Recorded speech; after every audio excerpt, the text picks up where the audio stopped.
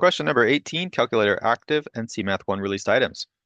What is the distance in units between the y-intercept of f of x equals x squared plus 7x minus 18 and the y-intercept of the linear function that passes through the points shown in the table below? Try the video on your own. Pause it.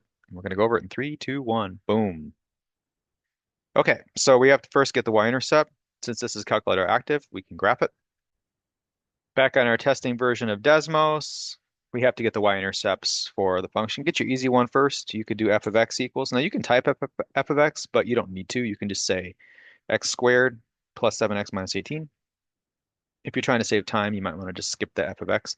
And these are the zeros, by the way, but it's not asking for the zeros. It's asking for the y-intercept. That's where it crosses the y-axis. And you can see it's going to be at negative 18. Now you might notice that there's a negative 18. Oops, you don't need that in there. There's a negative 18 right here. And because that is a y-intercept, because the y-intercept is where x equals 0. So if you just think about like, just for a second, if I plug in 0, that's going to cross that out, and that's going to give me negative 18. So the y-intercept is going to be negative 18 for f of x. So now the other one's not so apparent, but it does give you a clue that this is a linear function. So the linear function, the y-intercept occurs when x equals 0. We know it's going to be somewhere between negative 5 and 10. So it's going to be some positive number between 2 and 11. That's going to be your y-intercept. So for g of x, getting that y-intercept, you can think about it manually. However, because we know it's a linear function, we can do a little cheat code and just get the line of best fit from Desmos. So maybe we'll do that right now. So we'll go ahead and add a table there. And we'll go ahead and do in our x1 column negative 5, 10, 25, 60.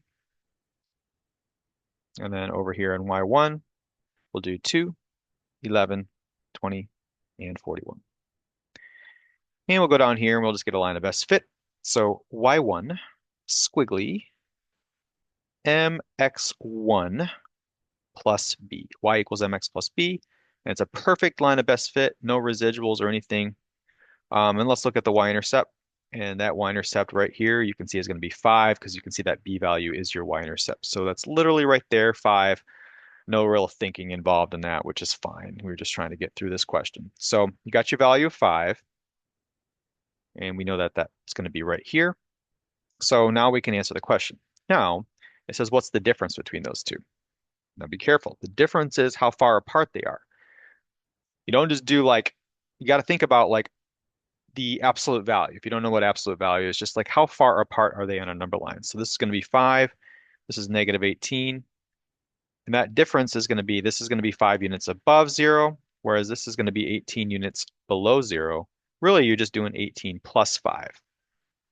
If you want to be mathematically pure, you're just going to take the higher number minus the lower number. So 5 minus negative 18 is 5 plus 18. So that overall difference is going to be 23. 23. 5 above 0 and 18 below 0 is going to give you a total distance of 23 units. 23 is your answer.